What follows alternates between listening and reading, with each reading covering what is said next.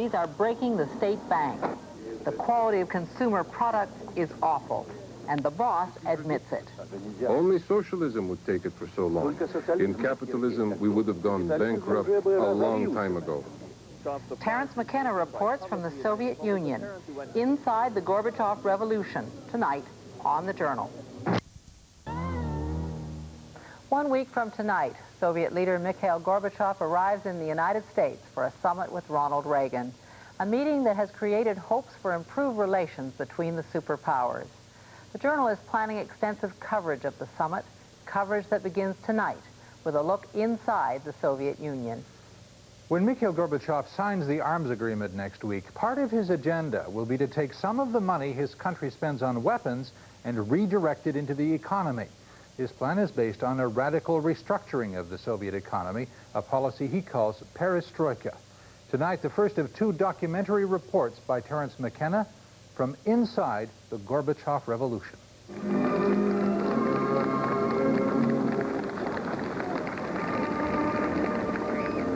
Here's Mikhail Gorbachev looking like you'd expect a Soviet leader to look, heading off with the traditional flowers to place on the traditional Soviet monument. But he certainly doesn't sound like his Kremlin predecessors.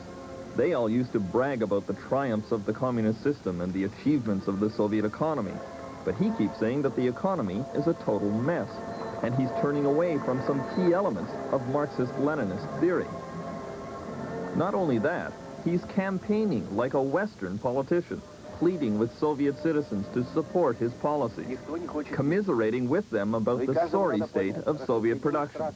Just listen to him. Somebody buys a TV, comes home, plugs it in, it falls apart. Why are we getting up early in the morning to go to work only to watch our labor go down the drain? This is ridiculous. Only socialism would take it for so long. In capitalism, we would have gone bankrupt a long time ago. Mikhail Gorbachev surprised his nation by publicly admitting what was apparent to anyone who has studied the Soviet economy. The productivity is terrible, the quality of consumer goods is even worse, and the quantities of almost anything that consumers really want here are completely inadequate. According to the Gorbachev diagnosis, the problem is that Soviet workers have no real incentive to work hard, and that their production is mismanaged by an interfering central planning agency in Moscow. His prescription calls for new incentives for good workers, penalties for bad workers, and the transfer of responsibility from Moscow to local managers. The obstacles in his path are enormous. Take in a day of shopping in Moscow and see things from the point of view of the Soviet consumer. There are the televisions Mr. Gorbachev was talking about. They cost about 665 rubles, $1,300, about 4 months' average salary. They usually require 2 major repairs in the first year, and remember that TV explosions are the #1 cause of Moscow house fires. Come into Moscow Food Store #1, a magnificent place built by a pre-revolution capitalist storekeeper. You'll have plenty of time to enjoy the surroundings because you'll have to line up for 2 hours if you want the sausage being sold today. Then, of course, you'll have to line up again for the fruits and vegetables. There's only a few squash, some brown grapes, and wilted cauliflower, and you'll have to be willing to fight for it. People can't believe there is so little, and they're upset about it.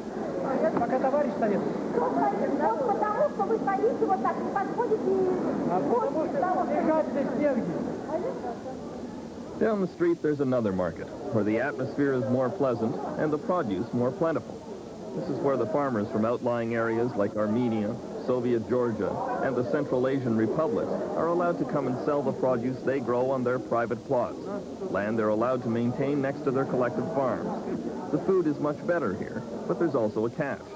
Unlike the low fixed prices in the state stores, these farmers can charge as much as they can get. After a plentiful harvest in the fall, they're charging $10 a kilo for apples. But what Mr. Gorbachev sees here is that fresh produce can get to Moscow, something state farms seem unable to do, and so he wants more private enterprise like this in the USSR. Now off to the Nevsky Prospect and the best department stores in Moscow. Inside, the lights are low, the atmosphere is depressing, and the selection is pathetic. The garments are not well made. They were manufactured to fill quotas. Quantity is required, not quality. Here's something new for the Soviet Union. Something is actually on sale. But even at a reduced price, nobody is buying. This woman is exasperated. She believes that things might be getting even worse under the Gorbachev restructuring program. The selection just has to be improved, and we have to have sales which match the season. It works like this. Right now I need 4 boots, but there are none in stock. So it's bad. I come all the way from outskirts of Moscow to go shopping. We need perestroika. But it must meet our fashion demands. Right now the shoes are so bad that I don't even want to buy them. This woman has a familiar complaint about cosmetics. Well, of course, there really isn't much makeup available, and the quality is not that great. Decent makeup is very difficult to come by these days. Complaints about the quantity and quality of makeup here are widespread. The creams are too greasy and do not penetrate the skin. Other products are too dry and crack easily. The lipstick here comes in only 2 unpopular colors. Even the salesgirl says the quality and selection is terrible. We have a minimal supply of lipstick. It's embarrassing that in a store this size, we don't have any lipstick to sell. The colors that we have are outdated, and the eyeshadow, well, I'm ashamed to sell it since it's so old-fashioned. No one uses it anymore, not the young customers, not anyone. We haven't seen compact powder in a year, and that's something all my middle-aged customers want to buy. Here is some blue mascara for 40 colors. It's the first shipment we have received in over 6 months. The problem with Soviet makeup products begin at the source. This is the Zinsser's makeup factory in Riga. The production problems here are apparent. Most of the work is done by hand. The machines they do have are old and unreliable. They often require manual assistance. And remember that this is probably the best such factory you could see in the Soviet Union. The managers also complain that their production is inefficient because of the constant interference from the State Planning Agency, which is always issuing production quotas for products which consumers don't want. The State Planning Agency is also accused of mismanaging the distribution and advertising of the products. Factory director Eleonora Sizova says she could do much better without the State Planning Agency. Yes, of course. Unlike them, we're the producers, and so we're more interested in the distribution and sales of our products, especially in the advertising period. The biggest obstacle to the Gorbachev restructuring plan is the massive state bureaucracy, like Gosplan, the planning ministry which tries to administer the entire Soviet economy from this Moscow headquarters. Manchester Guardian correspondent Martin Walker has just written a revealing critique of the Soviet economy, a book called The Awakening Giant. The problem is that out there in the provinces, there are some 2 million full-time party workers whose only justification in life is to interfere with the running of the economy. They've got no other purpose.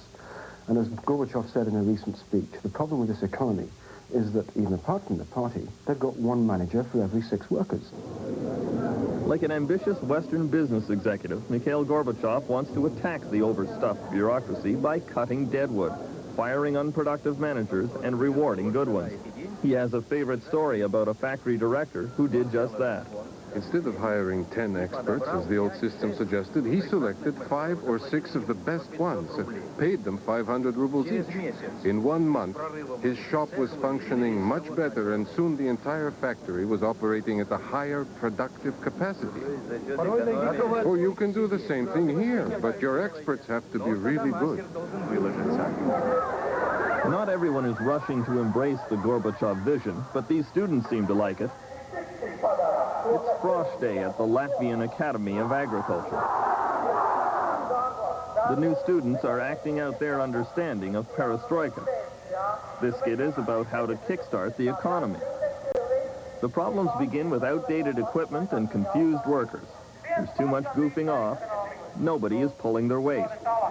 Until, of course, perestroika arrives, pointing out the inefficiencies, giving modern technology to the grateful workers.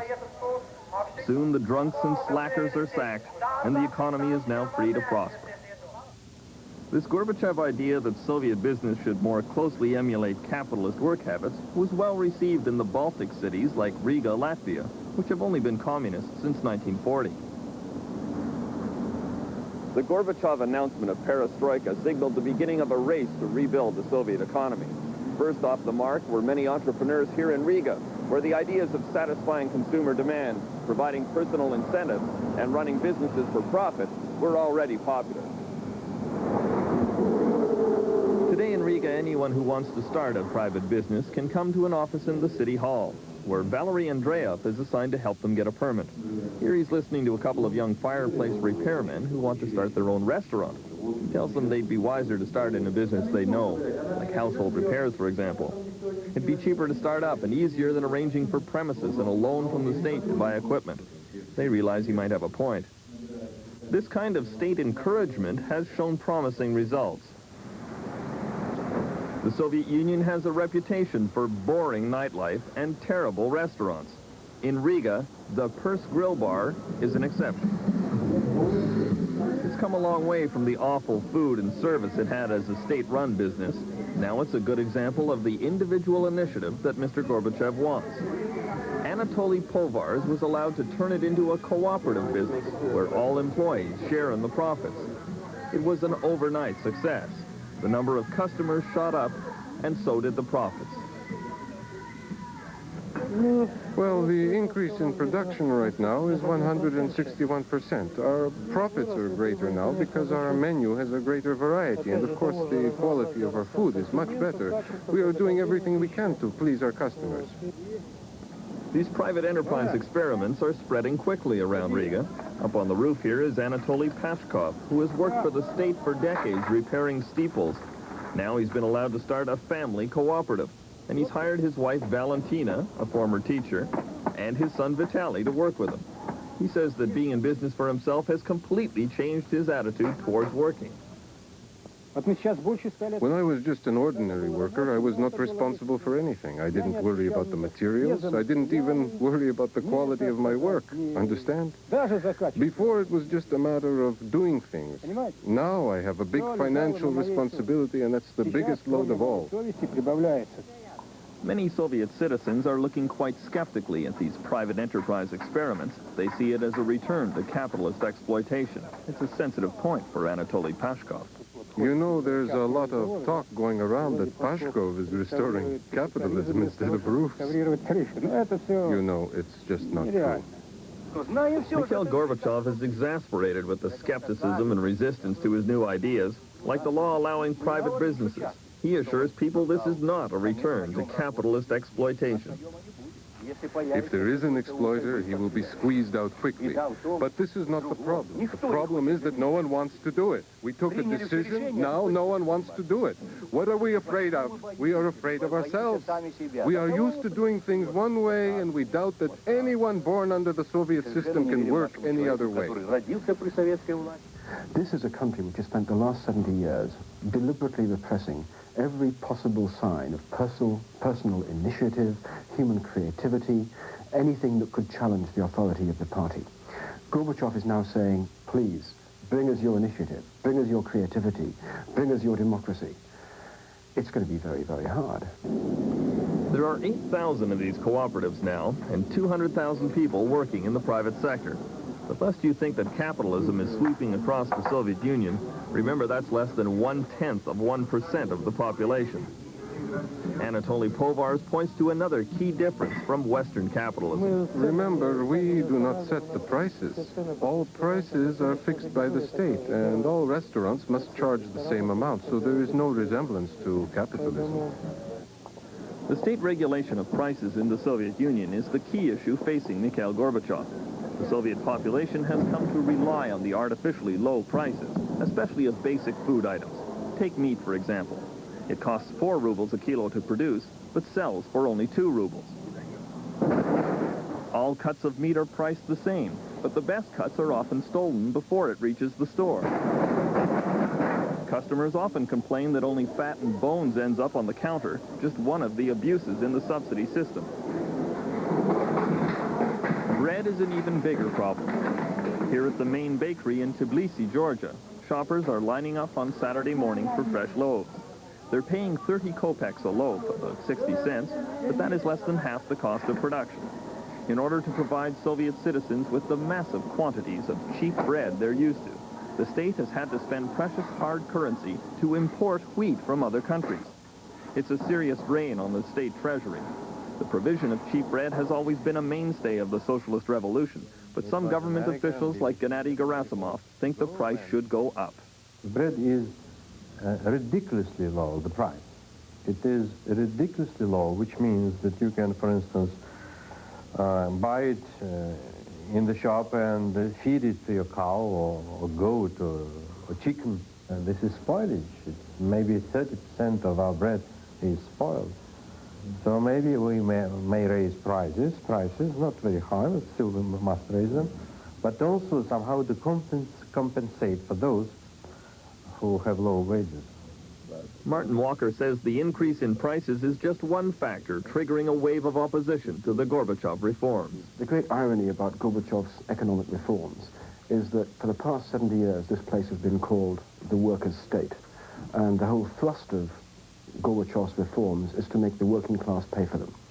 The working class are going to see an increase in their cost of living as the food subsidies are phased out. They're already seeing a squeeze on their pay packets. We've already started to see strikes because the bonuses are not being paid for production.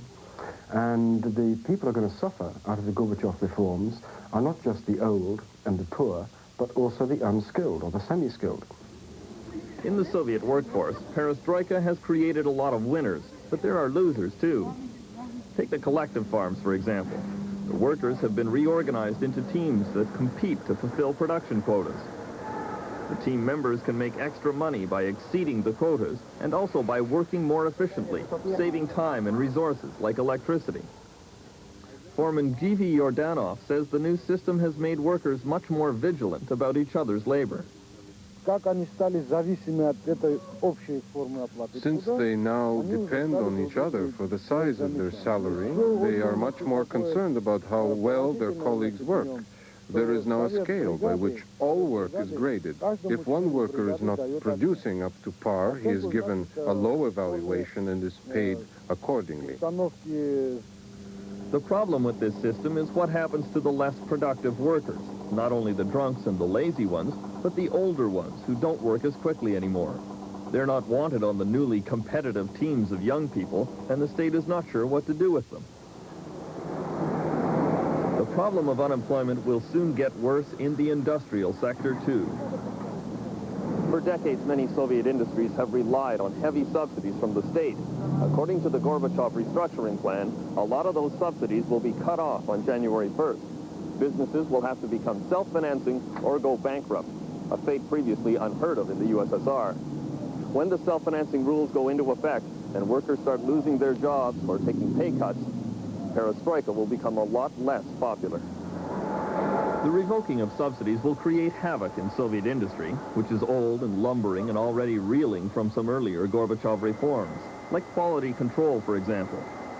In recent years, Soviet workers have received a significant proportion of their pay from production bonuses, which they receive only if they meet or exceed monthly factory quotas. This led to the practice of storming.